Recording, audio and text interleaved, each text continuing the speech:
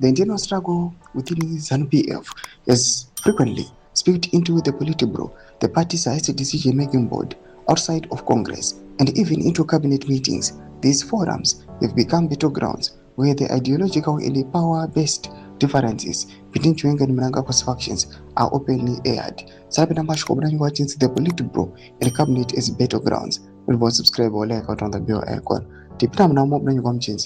Recent Politburo meetings have been marked by fierce confrontation, laying bare the widening fracture within the ruling party's inner circle. A particularly notable incident occurred recently, described by sources as a fierce confrontation between VP Chiwenga and State Security Minister Lamu Matuke. The clash was reportedly triggered by Chiwenga's insistence that any revision to presidential term limits must be put to a national referendum. Matuke, a staunch mnangagwa loyalist, reportedly rounded on the vice president, accusing unnamed individuals of contradicting the party position.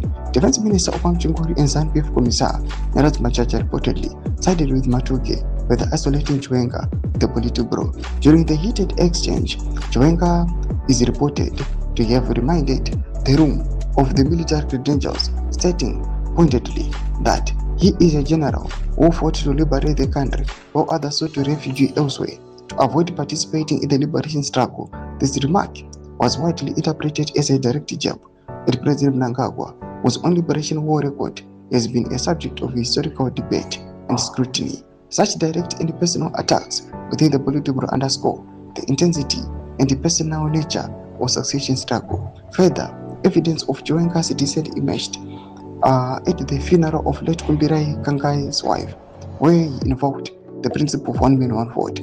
The public statement was widely interpreted as a veiled rebuke of the amendment drive and mnangagwa's 23rd agenda. Chiwenga has previously characterized the 23rd agenda, the push to keep mnangagwa in the power past is term limit, as an assault on the values of the liberation struggle, driven by individuals bent on looting the country's resources. These strong words highlight the ideological battle being waged, with the Chiwenga positioning himself as a guardian of the liberation struggle's ideals against what they perceives as a betrayal of those principles for personal gain. Doma developments are reported comment section. Loads of more kudiva mzuri bichit ku each. So subscribe or like, catch it on the bell icon.